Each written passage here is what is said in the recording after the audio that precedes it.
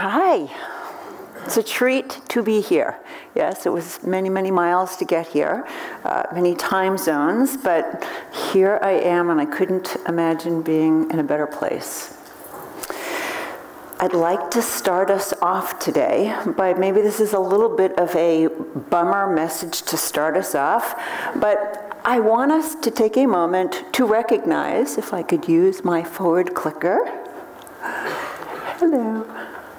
Well, okay, I guess it's not on. My fault. Okay. Okay. Change is hard, and I want to start here because I think for all of us it is worth our really understanding and honoring. We are up against very, very big forces, and it's just worth acknowledging those. And I'm going to start with actually picking up on this whole idea of feedback-rich environments, where Bob left us off, because it turns out that in order for that to work, you need feedback-rich recipients, which, you know, doesn't always happen. So I want to share with you what we've come to see as the top 10 reasons for rejecting feedback. Okay, starts with, nobody really understands me. That is followed by, I used to be that way, but I've recently changed. And then, I'm unique, the norms don't apply to me. And that would, of course, be true in the leadership circle, right? All my strengths are correct, but the weaknesses aren't. My respondents don't understand the situation I'm in. The computer must have scored this wrong. Some of my respondents have it in for me. My job makes me act this way. I'm not really like this. These results are a statistical anomaly. And finally, they could be right, but who cares? Okay, so we need people to actually receive the feedback.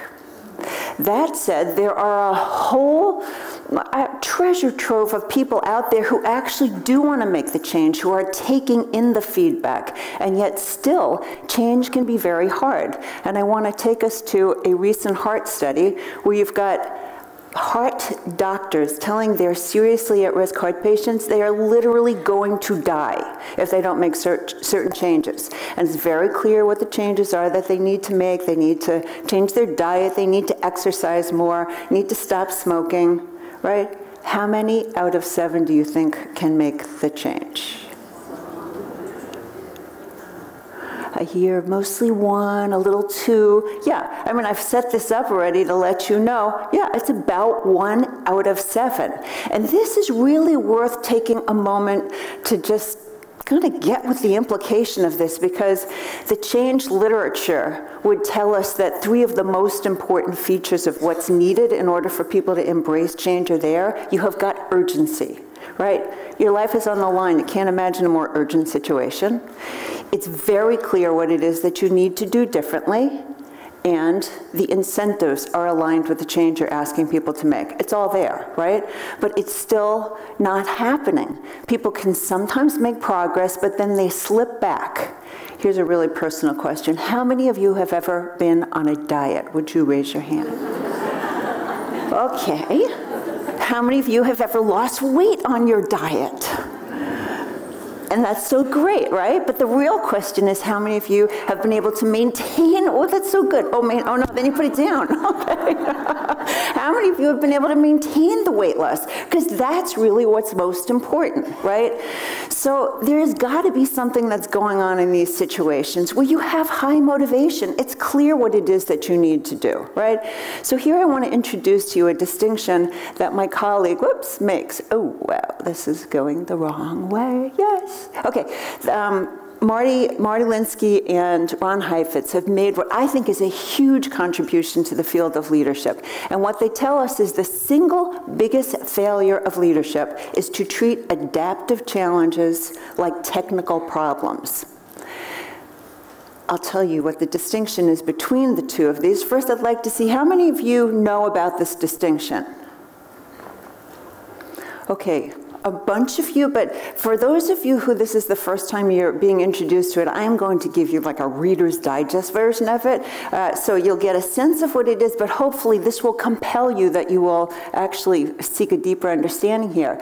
So the difference is that in a technical situation, you have a solution that's already known. Somebody's got the expertise, it exists out there, and the problem can be solved by actually applying that expertise. You bring an expert in, you bring the authority in who can tell you you need to do X, Y, and Z. Sometimes it's in the hands of their tested procedures, their systems, their norms, and so on. But people know how to do it. Somebody knows how to do it. And that's very different from adaptive challenges. And there are no known solutions, or the solution doesn't yet exist, and it requires that the person or persons make changes inside of them.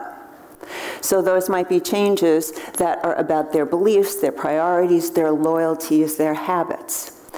So when Heifetz makes this distinction and says the single biggest failure of leadership is to treat adaptive challenges like technical, what he's telling us is that our default is to cast problems as technical problems. We're very likely to see what has to be done at a very, the expert level, but what we're not addressing is more of what has to happen inside. And if we only see the technical, but there's also an adaptive dimension, there's no way from the very start, no matter how hard, no matter how diligent, and how intentional we are about applying the technical applications, the fixes, they can't stick because there's actually more that has to be done. Does this make sense? Okay, I'll give you a personal example in my own life. Last year, my mother, when she was 88 years old, had a little fender bender. And the good news was nobody was hurt. The good news was it also created a very clear opportunity for us to be having a conversation with my mother that it was time for her to no longer drive. I don't know who in the audience has got an elderly parent. This is a very hard conversation to have. Okay, the technical fix is what? Take the keys away, right? Okay, but what's the adaptive challenge here? The adaptive challenge for my mother is that she was a fiercely independent person, and she took a lot of pride in her being able to take care of herself. And now, all of a sudden, on the face of it, what looks like a pretty straightforward thing, you can't drive any longer, is actually not so straightforward. And if we didn't have what really takes the courage to have a conversation that makes discussable, there are things of the heart, nature of the humanity that we need to talk about here. I predict my mother would have gone into a severe depression. So that's just meant illustratively, but I'm using this to actually start helping us understand why change is so hard. When we think back to those statistics about only 1 out of 7 people can make the change, seriously at risk heart patients, my understanding is that that is because the way they are formulating the problem, it's all technical. Just go at the change at a behavioral level, and they have failed to consider what is the adaptive dimension. So the adaptive dimension can always quickly be characterized by just imagine lying on the couch there, right? Here we have this cartoon, look, call it personal denial if you like, but I think what goes on in my personal life is none of my own damn business. Okay, and you know, if you want to just stay with making technical changes, that's all going to be fine, but eventually it will catch up with you if you want to stretch yourself. And every stretch, anytime we try to do something that we're not comfortable doing, we are often in the realm of an adaptive challenge. What I'd like to introduce you to is a process that my colleague Bob Keegan and I developed many years ago. It's called the immunity to change. And I want to take you into how we can actually see what the adaptive dimension is for any of us around any change challenge that we are facing. It's a very reliable tool, and I'm going to quickly walk you through it. I'm going to give you an example on the way, and then I'm going to then shift to, okay, once you can see the immunity, which is really at a diagnostic level, so to speak, it's seeing like an X-ray. Imagine, the X-ray helps you see things more deeply, but it actually doesn't fix anything. And that's what we do as we see the immunity. But there is a process to actually engage so that one can overturn their immunity. So this is what we start with. It's a very, very simple blank, what we call map, 4-column map. Each one of these columns is designed so that a person can be responding to and recording their response to a very specific question. And I will walk you through what those questions are. But the thing I want to call out before we go into the detail are, can you see those very lightly colored arrows that are going between the first and the third column and the third and the first? So you've got two countervailing arrows there. And that is, when we put those 3 columns together, that is the immunity to change. And then you see, hopefully, this very pale arrow underneath from the 4th column underneath that immune system, and that starts taking us in the last column to basically the lever for change. How you open up the immune system. So that's kind of just a heads up of where we're going to be going with this. So the process starts by asking somebody to identify an improvement goal.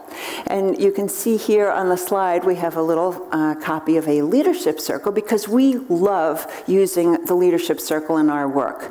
We use it as a way of preparing people to get to a place where they can identify a powerful goal for themselves. Just as Bob was speaking with you about in the morning, there's all kinds of choices that somebody can make as they look at their profile and think about what really would be the best way for me to be my best self, the strongest leader that I can be.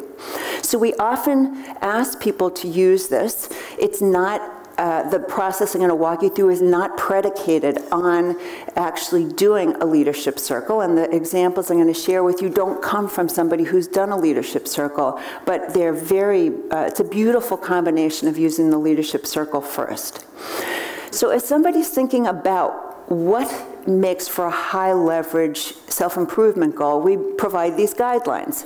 The first is that it can't be something that's an outcome or a result. And this turns out to be a little bit challenging for many people in the business world because they very quickly go to, I know what goals are. And so they want to I'm responsible. I'm the person who really needs to expand the diversity in our whole workforce here. It's a really powerful goal, but that's a result, and it doesn't yet begin to implicate the person in terms of what he or she needs to get better at to make that happen. So that's why we say it's not an outcome or result, because that usually isn't about what you have to improve about yourself. The second guideline is that it's true for you, and this is especially important when you do use a 360 because, as you know, you're getting feedback from other people. Other people are meaning makers. They may be telling you a lot about themselves and not necessarily about you. On the other hand, if you get enough people who are singing the same song, you want to imagine they actually are seeing something in you. But bottom line, you have to feel like this really resonates with you. So I always think of a time somebody once said this thing to me, which is, see, they're saying it was in the feedback portion, the comments, that I'm not really a very good listener, but it's just not true. They are just not really very interesting to me, So that's one of those, you have to really feel like it's true for you. The third is that it implicates you, and I've already begun to reference this. It's really about you making the change. If, you had that proverbial magic wand and you asked somebody to identify what it is that they'd like to change so they could be a more effective leader, many people think, oh, I'm going to use that magic wand on all these other people out here, right? If they would just become more, accountable, it would be great. I would be a more effective leader, right? But what is it that you as a leader can do to help people be more accountable? So that's what we mean by implicates you. The next one is it's stated affirmatively if possible. And again, this is actually, we added this guideline because we started using the leadership circle so frequently. And what we found is that when people see high reactivity on the bottom portion of the circle, they go very quickly into, okay, I got to change that. I've got to do the opposite of that. So if I have, myself as high perfection, I've got to stop being so perfect. Well, I get that, the spirit of that, but actually telling yourself I've got to stop doing something is often not a very effective way to actually change, because you don't know what you're wanting to change towards.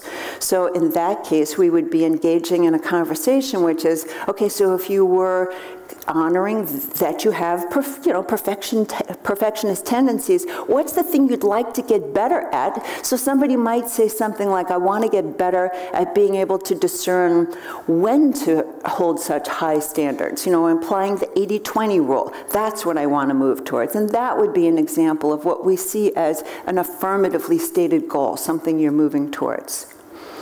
The next one is there's room for improvement. Very straightforward on this. You wouldn't be giving yourself a, letter grade of an A or a B even. So there's a stretch. And last, it's important to you. And this is a really important part. It does go to the comment I was making before about how the change literature talks about you need to have urgency. And here, this is what we're trying to get at in this question. It's got to be important to you. And it can't be because it's important to other people. Because as you'll see as we progress in the exercise, the deeper you go into your self-inquiry, the more you're going to see some things that are really possibly not feeling, you don't feel very welcome towards. So if you're really motivated by other people, you're gonna just give that up in a heartbeat. So we really want people to take ownership of that it's important to them and why it's important to them. So let me share a couple of examples here. These are both real. Real as in come from actual people who generated the map. So here's somebody who has a goal to be a collaborative leader who taps into the collective wisdom of my leadership team. And you'll see that score there is a 4.5. It's a self-assessment of what level of importance it is to the person. And what the person says is, we're going to fail if I continue to drive people the way I am. I'm working too hard with not enough support for them. And if they feel more ownership, we'll all benefit. Great. So you can imagine if this person had done a leadership circle profile, you could imagine this is somebody, you could begin to just see, okay, the person is probably low on the relation part, is probably high on something in the control part, something like that. Okay, so let's look at the next example. This is a person who wants to be more approachable, accessible, and the way it finally got cast is to be more even emotionally, less volatile, more emotionally reliable. And for this person, it was an off-the-chart important, and what he said is, if I don't succeed on this front, I'm never going to progress in this organization. And I think about some of the comments that Bob was making earlier today. When you see high reactivity, very often there's an agenda that is really about serving the self, even though it is outwardly oriented. I very much, that strikes me as I think about what this person's motivation is for why he wants to change. Okay, so let's just pause there. You've got a goal that the person has done a kind of thoughtful, inquiry into what really matters for him or for her. It meets these guidelines. Now the next question is to do a self-inquiry around what are the things that you yourself are doing and not doing that work against that very important goal. And this is a very, it's an invitation for each person to be honest with themselves. And throughout the entire process, our intention is to normalize all of this. And the fact that it actually is a very repeatable process does help to normalize it. But it's basically like saying, look, we all do things that get in our own way. And we're going to, if you stay with this, you'll see how this is going to be a very valuable set of information that you generate for yourself. So the guidelines are, these are behaviors, actual things that you do and that you don't do. And we include in behaviors this idea of self-talk, because the very way, I'm talking to you is a behavior. It's also true that we can talk to ourselves. And, I like to say, if you're saying to yourself, I have no idea what she's talking about right now, that's self-talk, right? And very often our self-talk is just filled with all kinds of stuff. Maybe not you, but I certainly recognize with this little critical voice that's saying, you don't know what you're thinking, you don't know what you're talking about, those sorts of things. Those belong in this in this column around a behavior. But what we're not going for are emotions. So let's say I had a column 1 goal, which was, I want to be more transparent in my communications. And the first thing I think of when I'm trying to answer this question of what I do that's the opposite is I say to myself, oh, I get nervous. Okay, that's the feeling, but then if I stay with it and I ask myself, how does that show up? Like, what do I look like? What's my behaviors when I'm feeling that way? Then I can say, and this is what I would put in the second column, I withhold, I avoid eye contact, that kind of thing. And again, the key here is the behaviors work against column 1. And we make a very important point to say, don't worry about why you do these. Just let them hang out there in all their hairy glory. You may not like what you're seeing, but you'll see that there will be benefits to identifying this. And we also say, we want to acknowledge, of course you're doing things to try to help yourself, and those are really important, but it turns out, for the purposes of the exercise, it actually doesn't reveal your immune system, so let's just set them aside there.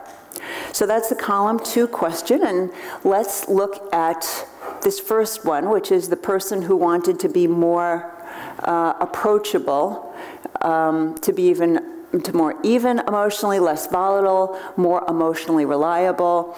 So I'm guessing it's probably hard to read all this stuff up here, and I've anticipated that. And so you have in your bag there a piece of paper that is going to look a lot like a 4-column map, but it will be completely filled in. So if you could just have the discipline of staying with each column one at a time so that you can read it, that will be good. And so you'll see for this person, what happens is, okay, I hold impossibly high standards, high expectations for others and myself. Being honest, there's a very honest list of things in that column too. I'm very judgmental, extreme black or white decisions. I take on too much. I procrastinate and then I have to act urgently. Hair trigger responses to disappointment. I lord it over my people, show off, flex my intellectual muscles, call attention to my accomplishments, not letting myself get close to others, not sharing my emotional needs, saying what I want or need on this level. So you can imagine if this person had a leadership circle, you can see there's going to be very high in the distancing here, right? Very high in the arrogant. And these sorts of things that are in column 2, just to make the connection to the leadership circle, are very much the sort of thing that would happen on the bottom of the circle. And often, to the most recent study that Bob has done, they're often going to be in people's comments at the end, what's making you ineffective. Okay, so let's just look at that one. And now what I want to do is step back and say at this point in the exercise, there's been a goal you've identified. Then you've identified what the things are that you're doing that work against that. Very cleverly color-coded here, right? You want to move towards your goal, and then you got these behaviors that are stopping you. Now I want to ask you, I know this is a vague question, but I want to ask you what your inclination is as you can see these two forces that are working against one another. Just what comes up for you. And I'd like you to turn to one another and just take a minute to check in with yourself to see what is coming up for you when you see this contrast. Take it away. I'll be back in a minute checking in with you.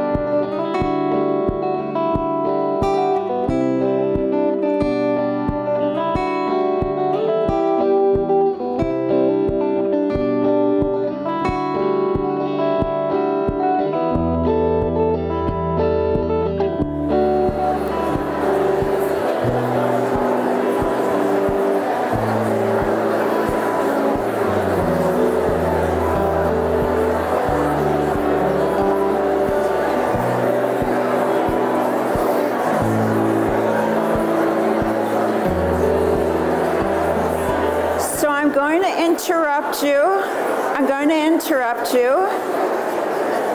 Going to interrupt you. So, be honest. I would love to kind of see a show of hands and responses.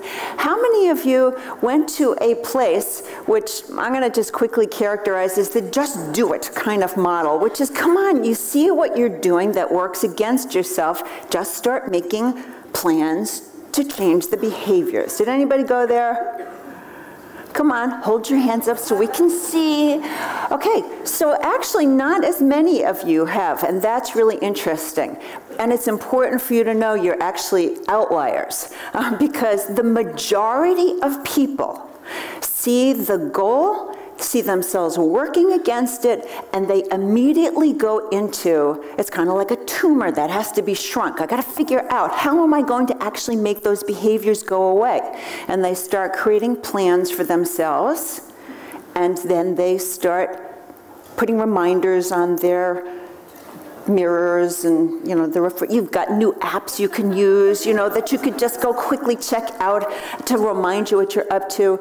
Okay, and here I just want to remind us that sometimes the just do it actually works. It does actually work. And I also want to then take us to the New Year's resolution model of change, which is a very close cousin of the just do it model. Okay, and so these are the most popular New Year's resolution, what's the word I'm looking for?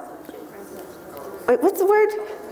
When you say, I want to make this resolution, this is your goal. This is your goal. This is, there's the one that's not up here because I didn't quite know how to kind of cast it, is getting organized. So these are like your top 5 New Year's resolutions. And here's what we want to bring up at this time about New Year's resolution model, which is, it is the fact that for every single person who comes up with a goal, they are sincere, they want to make the change. And for many people, they actually begin to make a nice headway on it in the first few months. And then the next few months, boom, they are back where they were. I am an avid exerciser, and I use this to kind of reduce my stress. Every January, I go into my local gym, and there is not a machine to be found. I'm like, shoot, I only have a certain amount of time here, and okay, so part of me is very happy for these people. Very happy for these people, because here they are exercising, and that's exactly what they've made a commitment to do, and then they are exercising. Okay, and then how long do you think I have to wait until I have the pick of any machine again? Late February, right? Okay, so then there's a part of me that feels badly for them, because I know they really do want to, and for many people it's a health issue, and they need to. So, okay, this takes us back to that statistic. 1 out of 7 people is able to make that change. So what is going on here? And because I've already been introducing this idea, it has to do with our default model of change is to go to the technical. So what's the problem we're trying to solve? We need to get a better grasp of the problem before moving to the solution. Otherwise, we are in, and this is why I'm telling you, you're actually not representative of most people, because for most people, they will go into treating this like a technical problem. So the main idea right this moment I want you to understand is that behavior that is listed in the person's column 2 is a behavior that's not just coming out of anywhere. It's actually serving a very important purpose for them. It is serving a goal. It's just that it's a hidden goal. But the fact that it's hidden doesn't make it any less powerful. Right?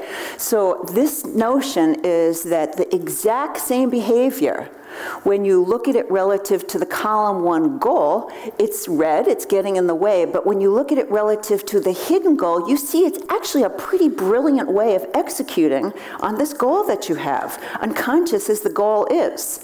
So what kind of goals are we talking about? Again, want to keep going back to this. The adaptive nature has to do with the stuff, the tender stuff, the human stuff that goes on inside of us. And here's a list of just a few examples here.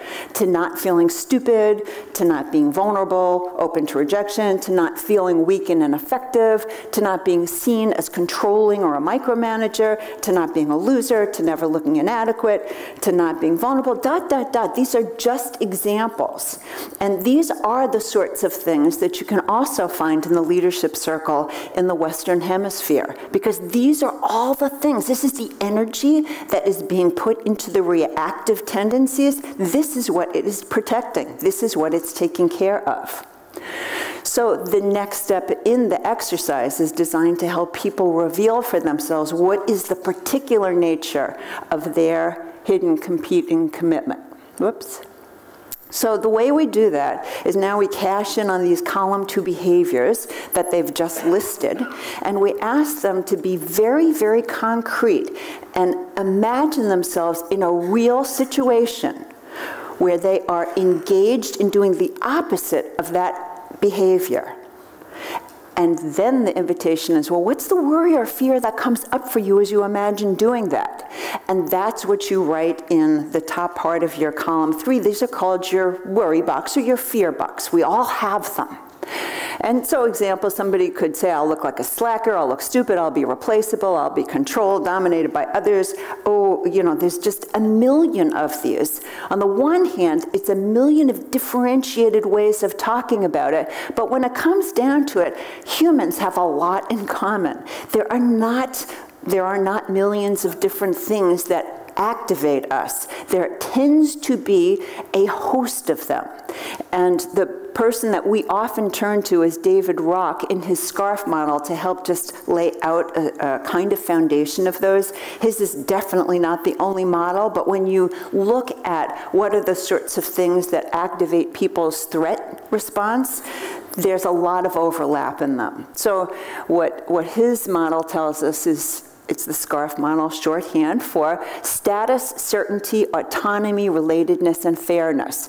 So, this basic idea, and I'm sure everybody here in the room is quite familiar with this by now, is that our brain is wired for us to be responding to threats in a bigger way than we are to things that are rewarding. So if we see something that's a threat, we will have a bigger response. And so you can imagine then if you're feeling like all of a sudden, if you acted in this different way, the opposite of column 2, all of a sudden you are no longer, king of the hill, that's going to feel threatening. That's a status threat. Or certainty or perception of how well things can predict the future. If you feel when you do the opposite of whatever the behavior in column 2 is, that suddenly you're not going to have control over things any longer, that activates you. So these are just to help people kind of, especially when people, like when I talk with some people about this, they'll say, but I work with a group of, I don't know if they're engineers in the room here, but a lot of people feel like engineers don't have feelings, right? This is not true. They might have a little challenge accessing them, but really, come on, it's all of this stuff. It's all going on. We're all human. So this is one resource we use. The other one that we often share with people comes from our colleagues from LAL, Leadership as Learning. It's a tongue twister. And what they tell us is that every single one of us has got a desired image, a way we want to be seen in the world, or a way that we want to see ourselves in the world. And sometimes when we imagine ourselves doing the opposite of column 2 as we head into the fear column, that's the fear. We are going to lose our desired image. And similarly, we all have dreaded images, ways we never want to appear. And it is all quite personal. And when we imagine doing the opposite of column 2, that could be the thing that activates our threat, which is the thing we never want to appear as to ourselves or to others is going to be activated. So let's go back to the map of the person who wants to be a collaborative leader, tapping into the collective wisdom of the team. So so even just taking the first behavior, this person comes to the table with a predetermined definition of the problem and solution. Okay, so the opposite of that is I'm going to come not with a predefinition of the problem. I'm actually going to be open to seeing what the team does here. And if the person's imagining in real time, like, okay, well, what's the worry or fear that would come up from me as I do that? For this person, it's I'll look weak and soft. And going through the rest of these, I'll lose my value proposition. Now, you might have had similar behaviors in your column 2, and different things could have come up for you in column 3, and that's all absolutely fine, because the way we choose to word things does need to be quite personal for us. So even if there's, generalized threats we can all relate to, the more we can really put it in our own language, the better. This is the example that you have in front of you, the person who wants to be more even emotionally, less volatile, more emotionally reliable. Okay, the fears, imagine not holding these high expectations, withholding judgment, not taking on too much, going through all the opposites. Okay, the fears are, my reputation will suffer, my team will become lax, I'll become common, I'll become lax, I'll lose opportunities to get recognized, admired, and envied, and I'll be simple. It takes a lot of guts to say all this, right? But the basic invitation here is it's there. And right now, it's getting in your way. So if we can shine a light on this, that will allow you to actually be in a position where you can better manage it. Okay, so that's the first step in column 3, and it is this idea, we all have these fears. But what we want to do here is, in this next shift that happens in column 3, is the idea is not just that we have worries and fears, but there's a part of us that is actively committed to making sure the thing we're worried about doesn't happen. So we don't just have this passive relationship to our fear. There is a part of us actively kind of expending energy making sure that thing doesn't happen. And in a way, it seems like a very simple kind of jiu-jitsu of words, but the intent here is to really be expressing, you've got energy going into this thing. So the worry, for example, I'll look stupid, that becomes, when you put it into this commitment form or this goal form, I'm committed to not looking stupid. Or say you had a worry in the worry box, I'll become angry, then that becomes to not feeling my anger. So again, we use a set of guidelines which always helps people stay on track in the exercise. I will say this is absolutely the hardest part of the whole exercise, is moving from the worries to the actual commitment, because it's so easy for any of us to just want to get rid of the worry and fear, and we often will go to a place where it's like, I can feel proud of this now, right? So, one that happens with some kind of frequency is when people see that they're afraid of failing others. So I have a worry I'm going to fail my team, for example, and then they translate it into, I have a commitment to being the best leader I can.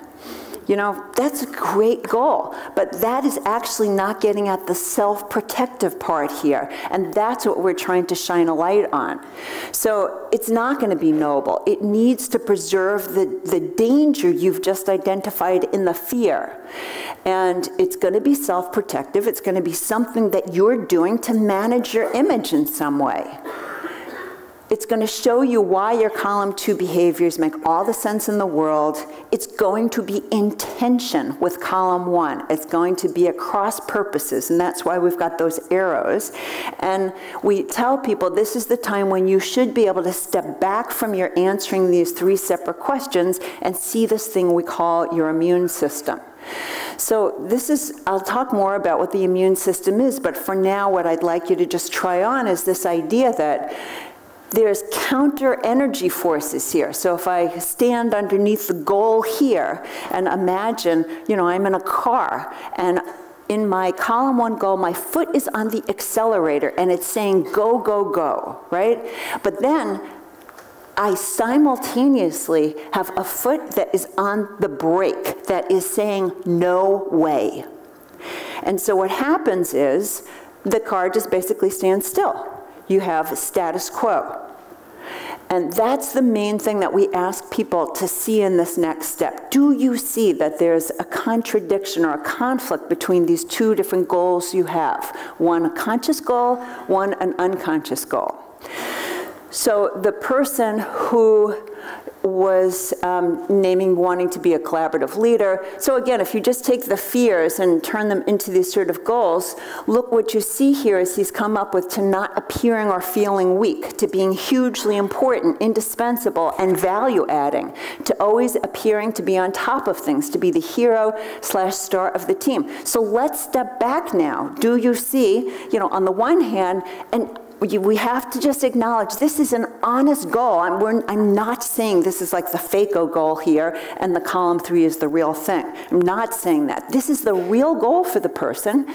I want to be more collaborative, and at the exact same time, what is being revealed here in column 3 is, I want to be the star of the team. Very hard to be collaborative, right? When that's the energy that's running in you. Are you with me? Okay. Do you see how this person right now, if we do nothing else, is stuck? Yeah. But at least we have a better analysis of what's actually going on for the person. And if we were just going to stop the exercise here, the moral of the tale would be give up on your column 1 goal, because you're going to see you will never make progress, right? But there is another column. Before we go to the next column, I just want to give you a moment to take a look at this right in front of you, since it's on your page. He's got a goal of wanting to be more even emotionally, less volatile. If you go straight to the column 3, do you see that there is a tension between column 1 and column 3? So let's just keep the room quiet for like 30 seconds so you can get with that. So I'm not talking it through, but you're trying on your understanding. Do you see the push-pull between those two?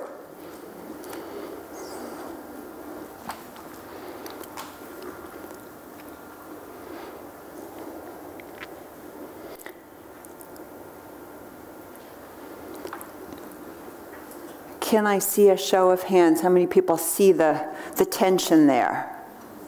Okay, great. That's great. Okay, so that we have another kind of example, because I want to go back to the New Year's resolution idea and show you in a pretty concrete way how this works around some of our most common behavior changes. I want to take us into the world of getting better at taking my daily prescriptions. This actually comes from a study that Bob and I did along with many of our colleagues to really understand why is it that there are so many people who say, absolutely, I have to be taking this medication. They know that it is important to their health. This is a little bit trying to help you understand why the at-risk heart patients don't succeed. So this is just an example from one of the hundreds of maps that got created. This is a person who was taking cholesterol medication. We only studied those people who said when they were given their prescription that, yes, I will actually be taking this. I plan to take this. I have a plan for how I will be taking the medications. 5 importance, because taking it will lower my cholesterol, and my doctor says it will prevent me from having a heart attack. That's a pretty important thing, right? Okay, but then what we do is we ask, well, what are you doing or not doing that works against that goal? Very honestly, the person said, well, I don't take it every day as prescribed. When it runs out, I don't promptly refill it. Now, I don't know if you have these automatic calls here in Australia, do you? Where so the pharmacy calls people when it's time to have their prescription renewed. And it's, they leave a message. So you're actually not talking to a real person, but what this person is saying is when I get those automatic phone calls from the pharmacy telling me that my medications are ready to be refilled, I hang up right in the middle of the voicemail message. Yes, like taking this very personally. Okay, so just being very honest right now, what is actually behind all those behaviors that makes them really sensible? Well, what he identifies, like, let's imagine you are taking your prescription daily. Let's imagine you're getting it refilled. What happens is, he said, I worry I'll feel like an old sick man, like an invalid with a foot in the grave. And that translates to these goals of to not feel like an old sick man, to not be reminded daily of my mortality, and to avoid feeling aware of my mortality. Now, doesn't this now make sense why he does not take his medications? Okay, so no amount of this sort of, you know, you got these pill boxes, it's got Monday, Tuesday, Wednesday, you know, there's all kinds of technical fixes for how people should be taking their prescriptions. And still, this is what is happening in column 2 because we're not sufficiently honoring that there's a whole other set of self-protective stuff that's going on inside of us, that's keeping us from even being able to take care of ourselves when our lives are on the line. So one of the things I want to say about the immune system is we're very intentional in calling it an immune system, in part because we want to be evoking the biological power of our immune systems. Why do we have an immune system? Like, what's the purpose of our biological immune system? Say again? To protect you, right? It's there to protect you. It's an amazing thing about being a human that we have these immune systems.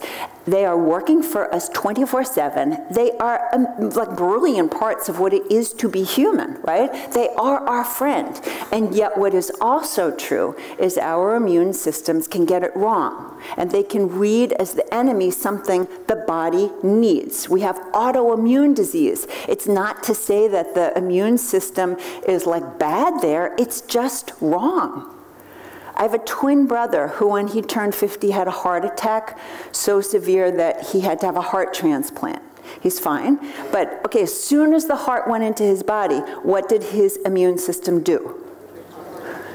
Sought to reject it, the very thing his body needs in order to survive, right?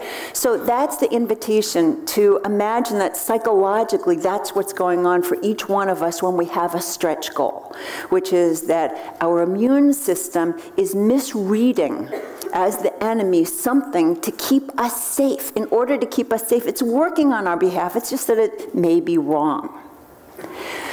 So let's turn to now, this is the first big move that has to happen in the map. People see their immune system. They see the adaptive nature of the challenge that they're facing. But that itself does not change anything. And we want people to be able to become released from their immune system and release all that energy. Like if you just even use that metaphor of the 1 foot on the gas and 1 foot on the brake, there's a huge amount of energy going into that, right? Imagine you were able to open that system up and use that energy on behalf of your column 1 goal. That would be pretty amazing, right? So we want people to become released. And here, you know, there's always that question, how do you help people once they have insights to actually change what they do? Because insights are pretty, you know, they can be pretty common. Okay, I think you should be more specific here in step 2 where the miracle occurs. And I'm happy to say that we actually can be very specific, and it will start with the next column, which we call big assumptions. And that's not going to be the thing that will actually like miraculously open up the immune system right off, but you'll see how it becomes the lever for how people can make that change. And just to finish this developmental sequence, eventually people can become, consciously released. And the timing I want to just note is this doesn't take long to become consciously immune. You know, you could do that in an hour and a half. We do it with one-on-one individually. We do it in groups as large as, you know, we've done it with 1,000 people. That doesn't really take that long. But the moving from consciously immune to consciously released, that does take time. It takes time because what's in your column 3 has been there for usually decades. And it takes time to actually rewire your brain so that you are not in that emergency self-protective mode. So, you know, how long does it take? Want to make Any guesses? 6 weeks, longer than 6 weeks. 12 months, it's about 12 months, that's right. So in about a year, you can begin to see that the person has literally begun to change their mind and their heart about things. So yes, that takes a lot longer, but I will say that if you don't address what's going on in your column 3, a year later, you still have exactly the same situation that you have been in because, as you can see from the logic of all of this, nothing has been altered inside your column 3. So from that perspective, I'd say the year is like, okay, that's not such a long time.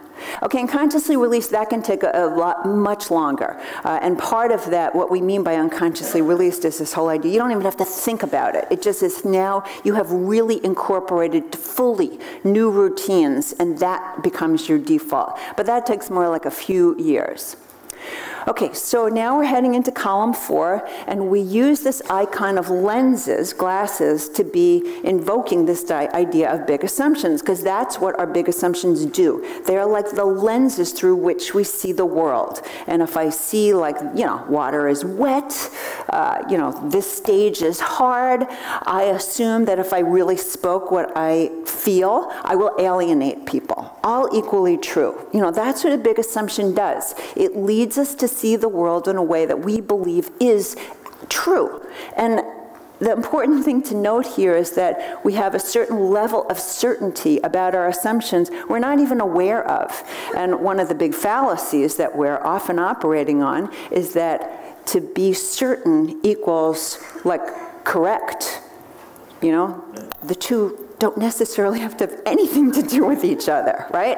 Okay, so here will be an image that will help us get with how certain we can be that this is reality, So go with the lens metaphor here, right? And then here's the reality he's seeing over here. And we can imagine she is not going to be too happy when she sees this. It's perfectly good to laugh, because then I know you get what the cartoon is saying here. This is Gary Larson. I think it's just brilliant. The thing I love about this cartoon, and this is like the main thing I want to be saying about our big assumptions, is how clueless he is, right? He's just merrily going on his way, creating what he sees as the reality of the situation. But it's not accurate, right? And what will it take for him to see that it is not accurate? And that's what is, for all of us, the invitation as we head into our big assumption column. So we ask people to identify what are the big assumptions they're holding. And the big assumptions are the things that, when it comes down to it, are the belief systems you hold that make it have to be that you would protect yourself the way you do in column 3. And the idea here is, if we can name what those beliefs are, so it's kind of like you're getting to the generator of why you protect yourself the way you do, then you're going to be in a position where you can just take your glasses off and then ask yourself questions about it. And this is a really big, significant move from being subject to something where you don't even know the lens is on you, to being able to take it off and then examine it. And that's where we head in this column. First, to be able to take a look at what are the lenses that you're using. So we have a set of guidelines that we share with people. And I just will walk you through this one map. Here's the person who's got assumptions. If I look weak, people won't follow me and my leadership. I assume people want a leader who has the answers, and that's what it means to be strong. I assume people don't want to take responsibility anyway. If I'm not indispensable, then I'm second rate, and if I'm not special, then I'm replaceable. All of these, this collection, but you could even focus on any one of them. All of these are keeping in place that person's foot on the brake of the car, so to speak. If it turns out that these are not so true, not so accurate, then the person is going to be in a position where they can begin to take their foot off the brake, and when they can begin to take their foot off their brake, they're able to engage in different behaviors that are in column 2, and that then leads them to be able to have sustainable change in column 1. This is the example that you have in front of you. I assume if I become a man with a quote-unquote common touch that is approachable, accessible, supportive, and warm, then I will lose the advantages of my superiority. That's a really powerful assumption. I assume the common touch is incompatible with intellectual superiority. So can you hear, just even naming these big assumptions, if he believes that's true, then why he has to be holding on as he does to the things that are in his column 3. Okay, so you have that one that we can, you can look through, and I'm gonna actually use this as an opportunity. Whoops, I want to go through this last slide. So just to finish up the example of the person who is not taking his prescriptive medications, if I take my prescription daily, I'll necessarily feel old and on death's door, and taking out daily medications means there is something wrong with me, and being aware of my mortality takes the fun out of life. So those are all the beliefs that are keeping the person in a place where they have their column 3 commitment. Okay, so that is the seeing of the immune system. It's the beginning of seeing the lever for how you can open up the immune system. And I'm hoping that it's clear that the reason why column 4 is the lever is because if we hold those beliefs to be so true, we have to protect ourselves the way that we do. But what would happen if it turned out they were not so true? That's where the opportunity is. And so here, I'm going to shift to how do you actually do the work of overcoming an immune system. This is based on this idea that I'm just saying in a different way here, this quip of Henry Ford's, whether you think you can or can't, you're probably right. You know, that's what our big assumptions do to us. They make the world work the way we assume it will, and then we don't see how that's not accurate. So this is the model of change. It is a contrast to the willpower model. And it's basically a curiosity stance. It's an examination of the lens itself, and what you're asking yourself to be looking for is in what ways, if at all, is it biased, is it distorted, is it always true?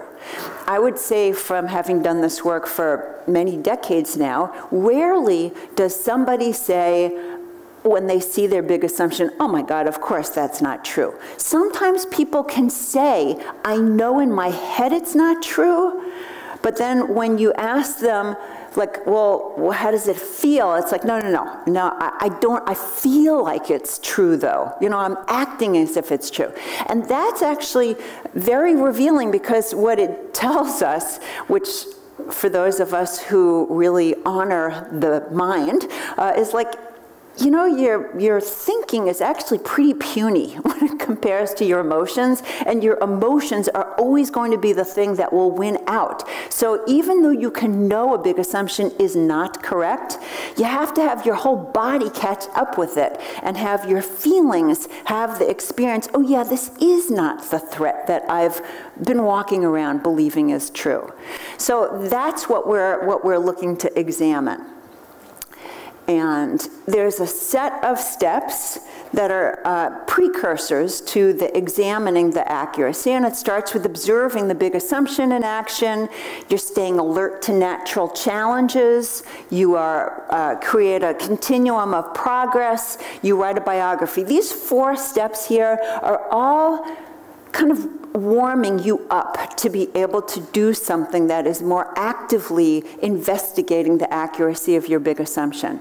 And when you are, for example, observing your big assumption in action, you start noticing when it happens, when does it come up, when does it take you over, and maybe sometimes it actually doesn't take you over, and now you're in the world of seeing, actually, I can already see now that I'm paying attention to it, it is not as accurate as I've always thought it to be. Like, it turns out, I only start feeling like I have to withhold my perspective with people whose opinions I really care about, but otherwise I seem to be perfectly fine telling people what I think. Okay, you've already begun to differentiate the power of your big assumption. The most powerful, I would say, can be the writing a biography of your big assumption, because so often our big assumptions were born at an earlier time in our life, and we were little. And what happens is the case of any kind of self-protective mechanism, we have to keep it in place because it worked back then, and it's too risky to not keep applying it. But the creating of a biography where I can see, oh, I was this little person, often gives you a little bit more sense of spaciousness. So those are just some of the steps. But really the heart of overturning an immune system is to design a test of your big assumption, examine the results of your first test, and then it's iterative. You develop another test, you examine those results, and so on. It usually takes 3 or 4 active tests for you to, quote unquote, change your mind and your heart. So here is a kind of data that these pilots are going to get very quickly about the inaccuracy of their big assumptions. Say, what's a mountain goat doing way up here in a cloud bank, right? So hopefully that is not going to be what happens to us, that we don't get ourselves in these dire situations. But to just know that mostly what our big assumptions are doing is you see something that can be accurate, but it just distorts it. And that's what we're going to be looking to see if we can get information about. So we craft a test that has got very important, it's important that it be safe. And by safe, we mean you run a test, and if the worst case scenario were to happen, you're not going to die. You're not going to get fired. You're not going to get divorced. You need to start small. Otherwise, your big assumption actually will take over, and you won't be able to run the test because it's too risky. So the safe is important. Modest, we want something small, just a small thing. It's kind of amazing how our big assumption can show up in the smallest of moments. Walk on the elevator. Do I make eye contact or not? Some of these can be tested so easily. Actionable. This is the idea that we want to be able to test our assumption within a day, 2 days, within a week. We don't want to have to wait for some big event to happen. Research and test your big assumptions. This is pretty important because this is what puts us in the realm of actively learning about our big assumption. Otherwise, if we just do the SMA, we could be very much in the New Year's resolution model, right? So we have to be thinking about ourselves as researchers. That's the investigative idea here. And what do researchers do? They pose hypotheses, they pose counter-hypotheses, they collect data. They collect data about what actually happens out there in the world. Not just what's the story I'm making up, right? So that's the important part, that we engage in a kind of action that allows us to find out that our world is actually, our big assumption is not as accurate as we think it is. And there are safer tests that can be run, and there are more challenging tests that can be done. And our recommendation is you start small and then you work your way up so that you can take a bolder experiment. You're ready to test if your map feels powerful for you. For some people, if they haven't gotten to the root of things, it's not going to feel like they're not ready to do this yet. It's important that people understand this whole idea of an immune system, and they get that that's what's holding them back, because part of what we're trying to teach people here is that there's going to be a lot of energy in your own system that is going to move you towards trying to handle this in a behavioral way. And if we can stay in this kind of learning, which is more about your big assumption, and you understand this immune system idea, then you're more ready to be engaging in the work. And you have at least one testable assumption, and for many people, they have many testable assumptions, so you're going to have to choose one or two. And then you have a draft of a test of your big assumption. And once you do, then you're able to just go ahead and run it. And then, as I said earlier, you engage in an iterative process to help you gain more information about the accuracy or inaccuracy of it. Okay, so let's just turn to the case, and this is, I'm going to follow the person whose map you have in front of you, and I want to tell you a little bit about him and say that he is a team leader. He's been working, by the time we met him, he had been working in one of the big accounting firms he was in his 40s, and he had been there for about 15 years. And we ended up working with him because he got to a place in his career where he was being given the feedback he was not going to be able to move in the organization if he did not change. Now, sometimes threats can close people down. For him, it actually was very opening. And he was like, I want to be able to I want to stay in the organization. This is where I want to be making my life. And so he committed to it. So this particular organization had its own version of a 360. And I'm going to invite you to both listen to this, but go back to Bob's earlier comments about what gets revealed in these comments here. Okay, here's the team leader. He makes decisions without adequately consulting or preparing the team. Constantly drives the team hard, no letting up. I always feel under stress. Extremely critical in ways that do not always feel constructive, they're demeaning, or respectful. He says these in front of others. Might indeed be smarter than the rest of us and among the more talented with clients, but always letting us know it. He values team members as tools or means to an end, not as people or true colleagues. No coaching. Team killer. I hate to go into his office. Likes to put us in his place, shows us who's boss. Now, the next slide I'm going to show you comes from this particular organization that is part of their 360. They ask people, respondents, to be rating your kind of interest in working with this particular person who you're providing input on. And his was summarized as a majority of his people checked would actively avoid working with this person. Okay, we have a picture? Okay, all right, so let's go to his map. And these were the three big assumptions that he was interested in testing. Before he was able to start the testing, he did a lot of self-observation, and he learned about himself that the place that he was, he took these comments to heart, and he started watching, when did these things start coming up? He started seeing that his code for it was, when I start flexing my muscles, I can tell I'm going to head into a very, very counterproductive place here. All my old stuff here that people are talking about is going to get activated. So what he started to do was conceptualize the team meetings as opportunities for the team itself to make solve the problems, because he saw that his typical thing would be, as soon as the team ran into the problem, he would rush right in and he would get to be the hero.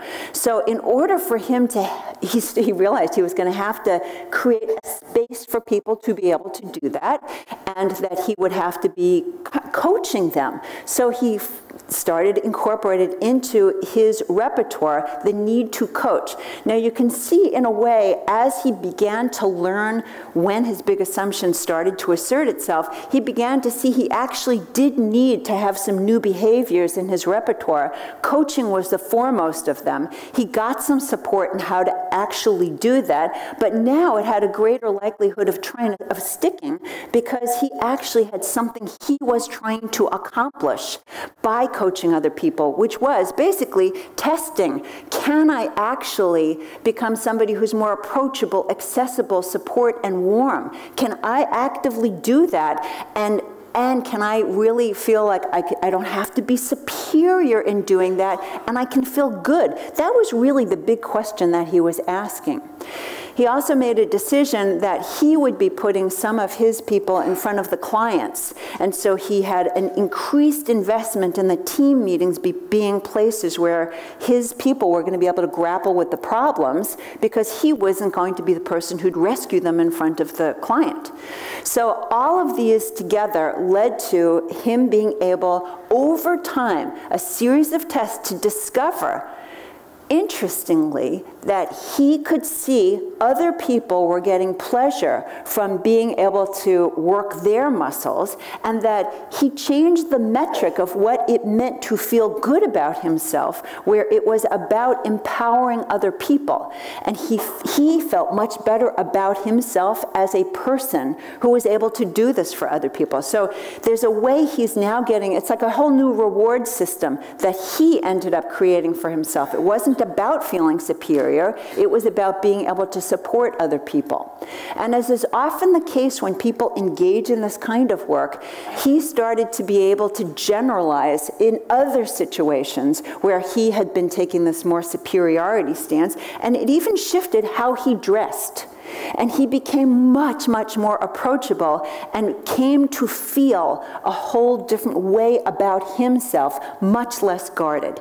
Now, one of the things that makes this story more understandable is for me to share with you, and this is something that came out in his biography, that he grew up in a very, very wealthy family, and his family's wealth had been generational, but his family had lost their fortune at some point when he was in his late teens, early 20s, and he began to understand that this whole thing about needing to be superior and to not be of the common people was his own response, a way of him being loyal to his family and being able to make up for what had happened to them.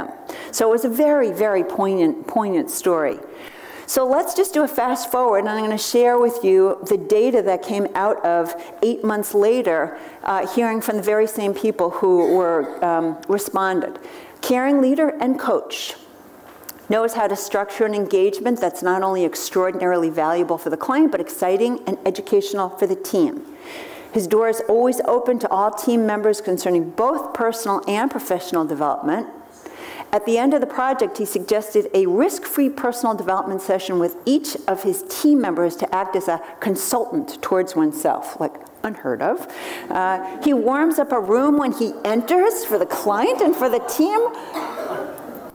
Amazing. Okay, gave the team immense freedom, charismatic leader and role model, dedicated to the team and its development, insightful and caring. And now the last, that kind of summary statement, a majority of his people checked either finding opportunities to work with this person again as a top priority for me, or I'll actively seek opportunities to work with this person again. Pretty amazing, right? Okay, so this is a story of just one individual using this particular methodology. I want to point you to, in the Immunity to Change book, this whole process is just not at the individual level. And I've taken you through that as an example because I want to be showing you in a more slowed down version how people can actually change their minds and their hearts. But it also turns out that Immunity to Change is operating at a team level and at an organizational level, and that you can have organizations that are both very dedicated to, wanting to have something in their column 1 that is about, increasing justice in the world and whatever it is, but then, in their column 3, as a collective, there's like a tacit agreement that this is about us and our importance. So that's the Immunity to Change idea, but I want to point to an Everyone culture, which is the most recent book that Bob and I and a few of our colleagues created. And I want to point to this because it's been really just a beautiful journey for us to see that when you have an organization that basically commits itself to creating a culture where people can continue to grow, it turns out everyone can grow. And what we've discovered in the organizations that we've looked at is that there are 3 key features that define a developmentally deliberate community. And Bob and I can talk more about this. Bob Anderson and I can talk more about this a little bit later. But this whole idea that you need to have, everybody's got an edge and a challenge. And that means like everybody's working on something like a column 1 goal. This working on, yes, we have a leadership circle and we see each one of us has got something working, and collectively we've got something we've got to be working on. But then you have to have grooves, what we call practices. You have to have ways people systematically engage their edge so that they can actually make headway on it. Knowing what your edge is, even knowing what one another's doesn't actually do that. And this is where the practice of feedback turns out to be very, very important in DDOs. Every single one of the DDOs we studied had robust feedback systems in it. And last, you need to have a home, this idea that there's support, that people are holding you in your vulnerability. It is not about you having to show up always as your best self. And this is kind of one of the underlying ideas here, which is, you know, all too often our organizations unwittingly are organized in ways where everybody just wants the comforting lie, right? But what a DDO does is basically help us address our unpleasant truths in a community where everybody knows this is really what we need to be doing here if we are going to make any real headway on our mission.